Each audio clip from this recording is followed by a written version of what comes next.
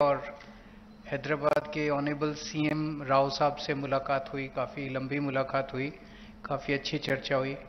सबसे पहले मैं राव साहब का हमारी पूरी टीम की तरफ से बहुत बहुत शुक्रिया अदा करना चाहता हूं कि उन्होंने हमारे साथ टाइम निकाल के मुलाकात की और इतना प्यार और सम्मान हम लोगों को दिया। I am all of us are very very very grateful to him.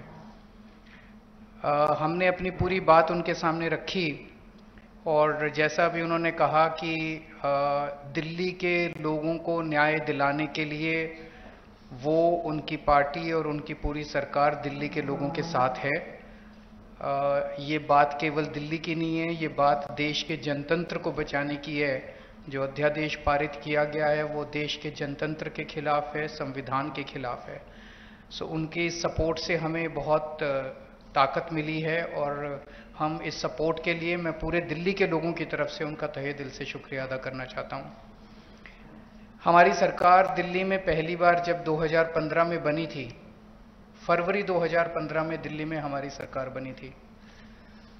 फरवरी 2015 में सरकार बनी और 23 मई को, मात्र 3 महीने के बाद, मोदी सरकार ने एक नोटिफिकेशन लाके हमारी सारी पावर छीन ली 3 महीने में। तो अब ब्यूरोक्रेसी के ऊपर हमारे से पहले शीला दीक्षित जी की सरकार थी। शीला दीक्षित जी का पूरा कंट्रोल था ब्यूरोक्रेसी के ऊपर, transfer, posting, disciplinary action, creation of new posts. So जितने सर्विस रिलेटेड मैटर्स हैं, शीला दीक्षित जी का पूरा कंट्रोल था।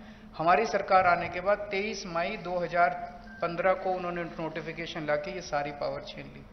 तो as a chief minister of Delhi I can not even transfer post, education secretary, health secretary, deputy secretary, मैं कुछ नहीं कर सकता। वो सारी पावर छीनने के बाद 8 साल तक दिल्ली के लोगों को उन्होंने अपंग करके रखा। हम दिल्ली के लोग 8 साल तक कोर्ट दर court, high court, supreme court लड़ते रहे। 8 साल की हमारी लड़ाई के बाद 11 मई को, अभी पिछले कुछ दिन पहले, सुप्रीम कोर्ट की संविधान कॉन्स्टिट्यूशन बेंच ने, 5 जजों ने मिलकर 5-0 से दिल्ली के लोगों के हक में फैसला दिया। 8 साल की लड़ाई के बाद दिल्ली के लोगों को न्याय मिला कि उनकी चुनी हुई सरकार को काम करने का अधिकार मिला। हमें 8 साल लग गए उस नोटिफिकेशन को कैंसिल कराने में और न्याय लेने में। उसके 8 दिन के अंदर 11 मई को ऑर्डर आया सुप्रीम कोर्ट का। 19 मई को मोदी सरकार ने ऑर्डिनेंस लाके सुप्रीम कोर्ट के ऑर्डर को निरस्त कर दिया, पलट दिया। पूरे देश भर में लोग कह रहे हैं कि जिस देश का प्रधानमंत्री सुप्रीम कोर्ट को नहीं मानता, सुप्रीम कोर्ट के आदेश को नहीं मानता, फिर न्याय लेने के लिए लोग कहां जाएंगे? अगर देश का प्रधानमंत्री कहता है कि मैं सुप्रीम कोर्ट के आदेश को नहीं मानता और कानून लाके वो आदेश को पलट देता है, तो फिर तो न्याय के लिए कोई जगह नहीं बच जाती है। कहां जाएंगे फिर लोग न्याय लेने के लिए? फिर तो कोई अंतिम चीज ही नहीं है। वो प्रधानमंत्री जी कहते हैं मैं नहीं मानता सुप्रीम कोर्ट को, ऐसे देश कैसे चलेगा? ये तो बिल्कुल गलत है। अब ये अध्यादेश लाके वापस सारी पावर छीन ली। तो एक तरह से, जैसे अभी राव साहब ने बिल्कुल सही बोला, ये अध्यादेश दिल्ली के लोगों का अपमान है, घोर अपमान है। एक तरह से प्रधानमंत्री जी ये कह रहे हैं कि तुम जो मर्जी सरकार चुनो, मैं उसको काम नहीं करने दूंगा।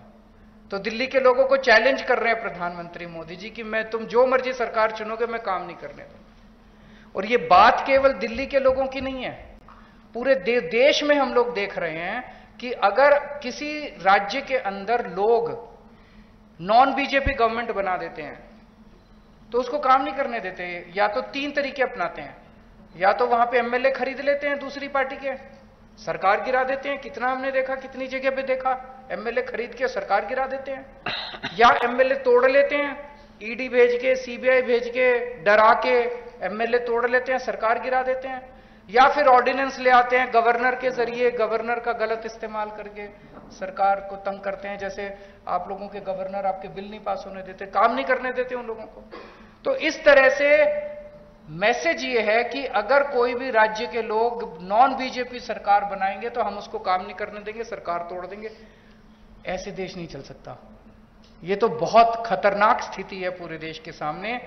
मैं जो पूरे देश भर में घूम रहा हूं समर्थन मांगते हुए, मैं केवल अपने लिए समर्थन नहीं मांग रहा, मैं देश के संविधान के लिए और देश के जनतंत्र के लिए समर्थन मांग रहा हूं। हमारे जो स्वतंत्रता सेनानियों ने लड़ाई लड़ी थी, वो ऐसे भारत के लिए लड़ाई थोड़ी लड़ी थी कि एक पार्टी आएगी सेंटर के अंदर, वो पार्टी बस एक ही पार्टी का पूरे देश के अंदर राज होगा।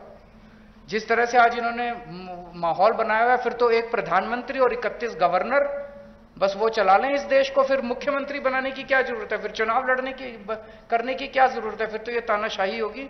इस तानाशाही के खिलाफ हम लोग लड़ रहे हैं। राज्यसभा के अंदर जब ये बिल आएगा, राज्यसभा के अंदर बीजेपी के पास मेजॉरिटी नहीं है। बीजेपी के out of 238 MPs, BJP has only 93 MPs. BJP के पास मेजॉरिटी नहीं है। मैं फिर से शुक्रिया अदा करता हूं राव साहब का।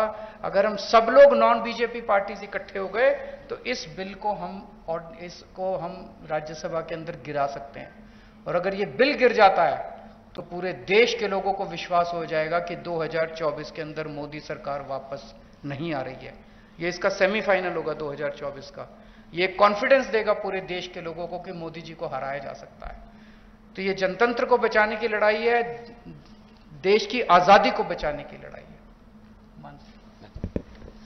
बहुत बहुत धन्यवाद।